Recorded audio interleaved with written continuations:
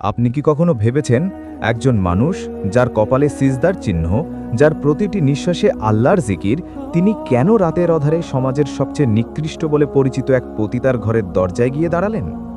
লোকচক্ষুর অন্তরালে কি এমন রহস্য লুকিয়েছিল সেই ঘরে?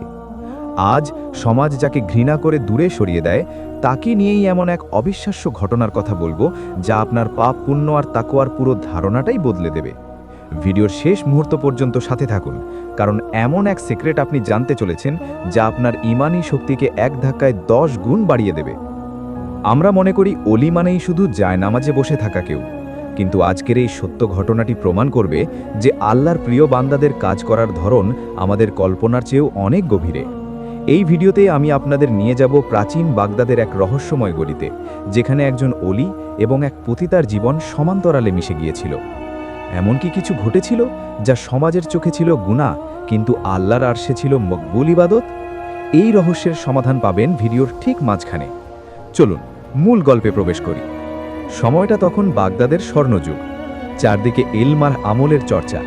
ঠিক সেই সময়ে বাস করতেন একজন আল্লাহর অলি, যার তাকওয়া আর ইবাদতের গল্প মানুষের মুখে মুখে। তিনি ছিলেন আবু বিন আদহাম রাহিমাহুল্লাহ, অথবা সমসাময়িক অন্য কোনো বুজুর্গ। ঘটনার প্রেক্ষাপট অনুযায়ী রাতের শেষ প্রহরে যখন শহর ঘুমে আচ্ছন্ন, ঠিক তখন তিনি বের হতেন আল্লাহর সন্ধানে। কিন্তু একদিন হঠাৎ এক অদ্ভুত খবর ছড়িয়ে পড়ল পুরো শহরে। বলা হতে লাগলো, অমুক বুজুর্গকে রাতের আধারে সেই নিষিদ্ধ পল্লীর দিকে যেতে দেখা গেছে। বন্ধুরা, একটু চিন্তা করে দেখুন তো, আজ যদি আপনি শুনেন আপনার পরিচিত কোনো দিনদার মানুষ এমন কোনো জায়গায় গিয়েছে, আপনার প্রতিক্রিয়া কি হবে? আমাদের বর্তমান জেনারেশনের বড় সমস্যা কি জানেন? আমরা মানুষের বাহ্যিক রূপ দেখে জাজ করতে এক সেকেন্ডও সময় নেই না।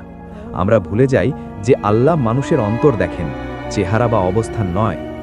রাসূলুল্লাহ সাল্লাল্লাহু আলাইহি ওয়াসাল্লাম বলেছেন, ইন্নাল্লাহা লা ইয়ানজুরু ইলা সুওয়ারিকুম ওয়া আমওয়ালিকুম ওয়ালাকিন ইয়ানজুরু ইলা কুলুবিকুম ওয়া আমালিকুম। সহিহ মুসলিম 2564। অর্থ, নিশ্চয়ই আল্লাহ তোমাদের চেহারা এবং সম্পদের দিকে তাকান না, বরং তিনি তোমাদের অন্তর এবং আমলের দিকে তাকান। সেই অলি যখন পতিতার বাড়ির দরজায় করাঘাত করলেন, চারপাশের মানুষের মনে ঘৃণা আর কৌতূহল দানা বাঁধতে শুরু করল। কেউ ভাবল তিনি পথভ্রষ্ট হয়েছেন, কেউ ভাবল তার দীর্ঘদিনের ইবাদত সব বৃথা। কিন্তু সেই দরজার ওপাশে কি অপেক্ষা করছিল তা কেউ জানত না। ভেতর থেকে এক নারী কর্কশ গন্ধে জিজ্ঞেস করল, কে তুমি? এই রাতে এখানে কি চাও? অলি শান্ত কণ্ঠে উত্তর দিলেন, আমি আল্লাহর এক গোলাম, তোমার সাথে আমার কিছু জরুরি কথা আছে। সেই নারী অবাক হলো। তার দরজায় সাধারণত মানুষ আসে লালসা নিয়ে, কামুক বাসনা নিয়ে, কিন্তু এই কণ্ঠস্বর কেন এত পবিত্র? কেন এই কণ্ঠে কোনো পাপের গন্ধ নেই?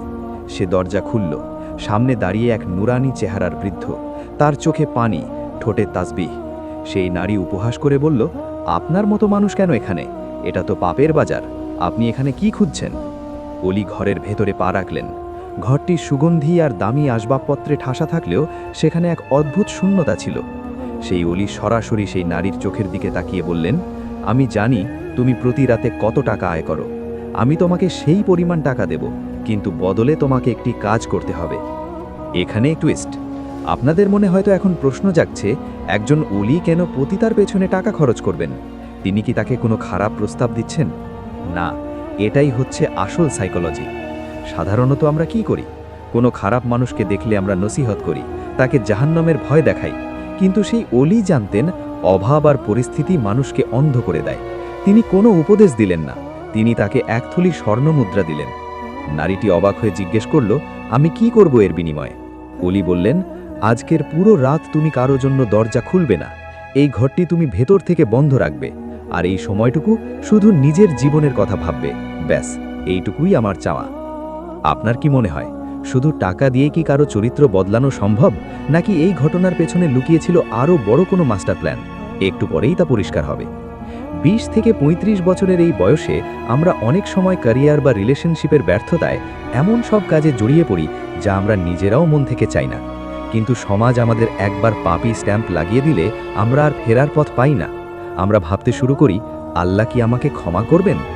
বন্ধুরা, এই অলির কাজ ছিল সেই পথটা তৈরি করে দেওয়া।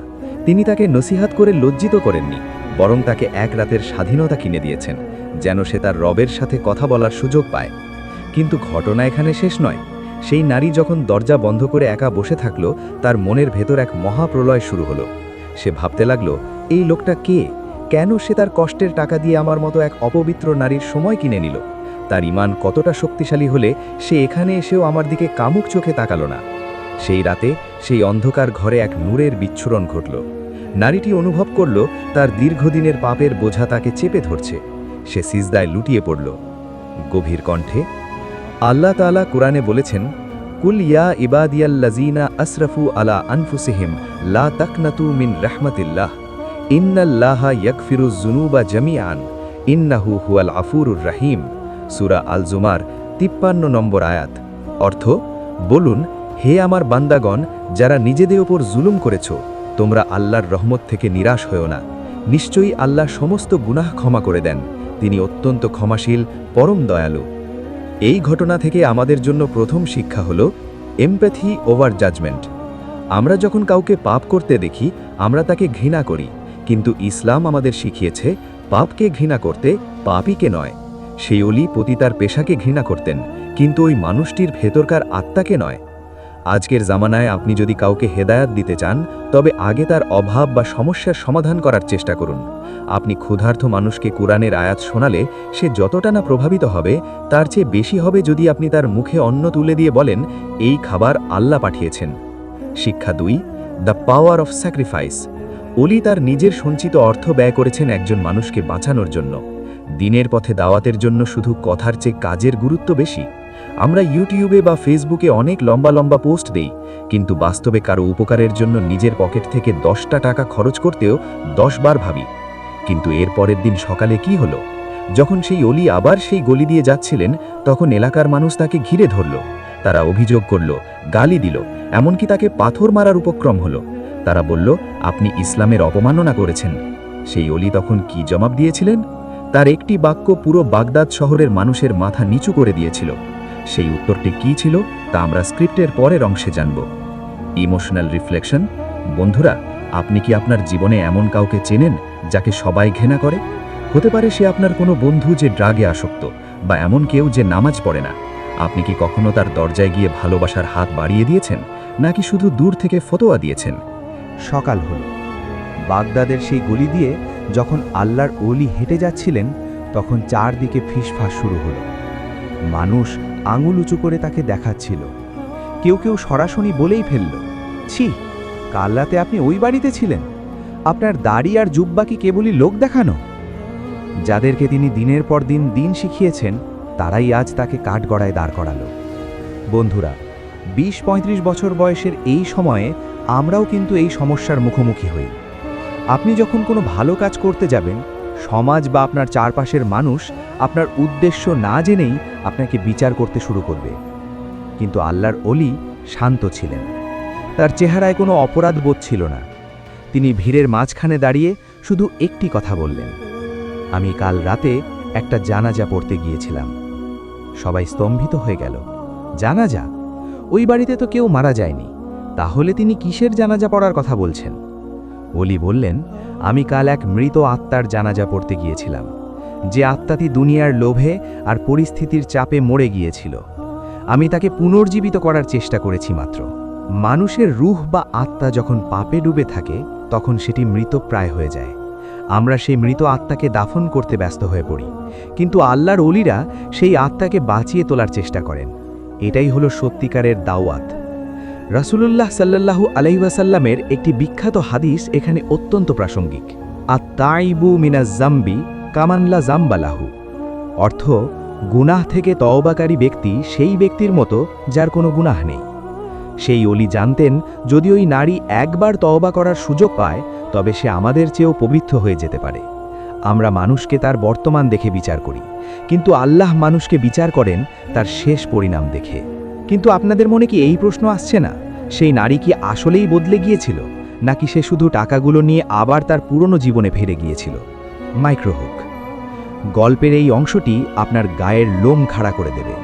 সেই নারী যখন সকালবেলা ঘর থেকে বেরোলো, তার চোখে ছিল অন্যরকম এক জ্যোতি। সে তার দামি রেশমি কাপড় খুলে সাধারণ একটি চাদর জড়িয়ে নিল। তার চেহারায় যে মেকআপ আর কৃত্রিমতা ছিল, তা ধুয়ে মুছে গেছে তওবার চোখের পানিতে। সে সরাসরি সেই অলির দরজায় গিয়ে হাজির হলো। তার পিছনে একদল উৎসুক জনতা। তারা ভাবল হয়তো কোনো পাওনা আদায় করতে এসেছে, কিন্তু সবাইকে অবাক করে দিয়ে সে অলির পায়ের কাছে বসে ফুঁপিয়ে কেঁদে উঠল।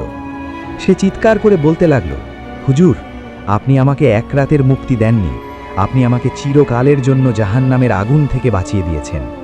আমি বুঝতে পেরেছি আল্লাহ আমাকে এখনো ভুলে যাননি। যদি আল্লাহ আমাকে অপছন্দ করতেন তবে আপনার মতো একজন অলিকে আমার অপবিত্র ঘরে পাঠাতেন না। বন্ধুরা, আপনারা যারা এই ভিডিওটি দেখছেন, আপনাদের কি কখনো মনে হয়েছে যে আপনারা অনেক বেশি গুনাহ করে ফেলেছেন? নামাজ কাজা হয়ে গেছে, অশ্লীলতায় ডুবে গেছেন, মানুষের হক নষ্ট করেছেন, আর এখন মনে হচ্ছে আল্লাহ বুঝি আপনার ওপর রাগ করে আছেন?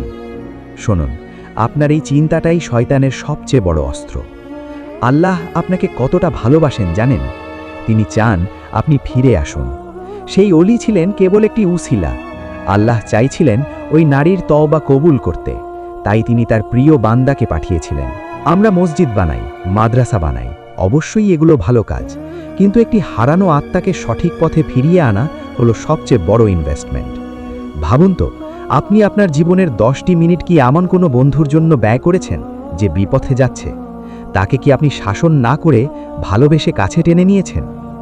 শিক্ষা 4, ইন্টেনশন বা নিয়তের ক্ষমতা। মানুষের চোখে অলি গুনাহের কাজে গিয়েছিলেন, কিন্তু আল্লাহর কাছে তিনি ছিলেন ইবাদতে মশগুল, কারণ তার নিয়ত ছিল এক বান্দাকে উদ্ধার করা। সহিহ বুখারীর প্রথম হাদিসটি মনে আছে? ইন্নামাল আমালু বিন্নিয়াত, অর্থ নিশ্চয়ই সমস্ত আমল নিয়তের ওপর নির্ভরশীল। আপনি আজ থেকে একটি প্র্যাকটিস শুরু করতে পারেন। কাউকে খারাপ কাজ করতে দেখলে মনে মনে তার জন্য বদদোয়া না করে বা তাকে গালি না দিয়ে অন্তত একটিবার আল্লাহর কাছে বলুন, ইয়া আল্লাহ, আপনি তাকে হেদায়েত দিন। আপনার এই ছোট্ট দোয়াটি হয়তো তার জীবনের মোড় ঘুরিয়ে দিতে পারে। গল্প এখানে শেষ হতে পারত, কিন্তু এই ঘটনার একটি হৃদয় বিদারক পরিণতি আছে। সেই নারী তওবা করার পর মাত্র কয়েকদিন বেঁচে ছিলেন, কিন্তু তার মৃত্যু এমন এক অলৌকিক উপায় হয়েছিল যা পুরো বাগদাদ শহরকে স্তম্ভিত করে দিয়েছিল। এমনকি যারা ওই অলিকে গালি দিয়েছিল তারা তার জানাজায় শরিক হওয়ার জন্য পাগল হয়ে গিয়েছিল। কি ঘটেছিল সেই শেষ মুহূর্তে? কেন তার মৃত্যু নিয়ে এত আলোচনা? মাইক্রোহুক। 20-35 বছরের ভাই ও বোনেরা, আমাদের যৌবনকাল হলো তওবা করার সেরা সময়, কারণ এই সময়ে শয়তানের প্ররোচনা সবচেয়ে বেশি থাকে। তওবা করার মাত্র 7 দিন পর সেই নারী, যিনি একসময় পাপে নিমজ্জিত ছিলেন কিন্তু এখন যার প্রতিটি নিঃশ্বাসে আল্লাহর নাম, তিনি হঠাৎ অসুস্থ হয়ে পড়লেন। তার শেষ মুহূর্তটি ছিল দেখার মতো। প্রত্যক্ষদর্শীরা বলেন তার ঘর থেকে এমন এক সুঘ্রাণ আসছিল যা দুনিয়ার কোনো আতরের নয়। মারা যাওয়ার ঠিক আগ মুহূর্তে তিনি সেই অলিকে ডেকে পাঠালেন। অলি যখন তার শিয়রে এসে দাঁড়ালেন, সেই নারী মৃদু হেসে বললেন, হুজুর, আপনি আমার ঘরে এসে যে আলো জ্বালিয়েছিলেন তা আজ আমার কবরের পথকে আলোকিত করছে। আমি দেখতে পাচ্ছি ফেরেশতারা আমার জন্য জান্নাতের পোশাক নিয়ে দাঁড়িয়ে আছে। সেখানেই তিনি শেষ নিঃশ্বাস ত্যাগ করলেন।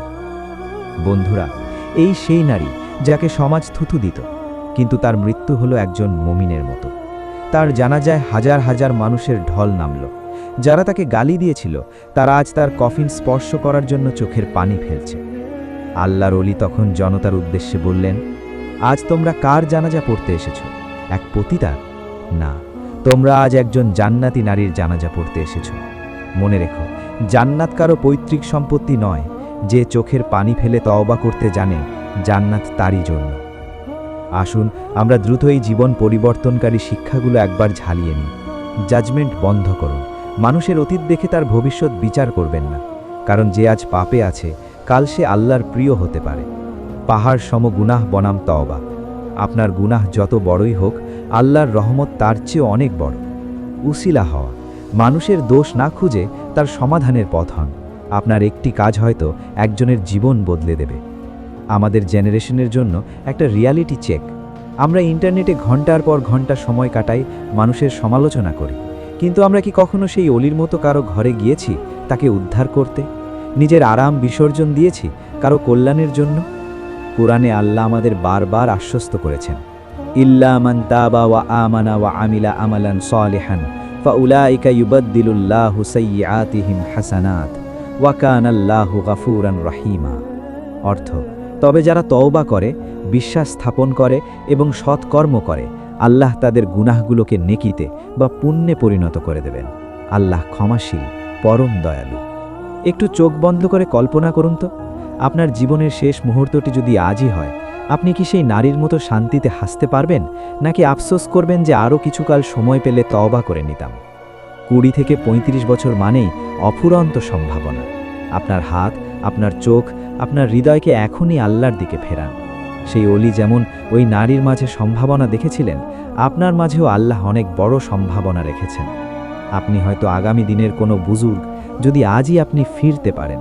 বন্ধুরা, আজকের এই গল্পটি যদি আপনার হৃদয়ে সামান্যতম নাড়া দিয়ে থাকে, তবে কমেন্টে অন্তত একবার আলহামদুলিল্লাহ লিখুন। আপনার একটি পজিটিভ কমেন্ট হয়তো অন্য কাউকে তওবা করতে উৎসাহিত করবে। আর আপনি কি জানেন, তওবা করার পর একজন মানুষের জীবনে প্রথম কোন মিরাকেলটি ঘটে? যদি না জানেন, তবে স্ক্রিনে আসা আমাদের তওবার শক্তি বিষয়ক এই পরবর্তী ভিডিওটি এখনই দেখুন। আল্লাহ আমাদের সবাইকে সিরাতুল মুস্তাকিমে কবুল করুন। আমিন।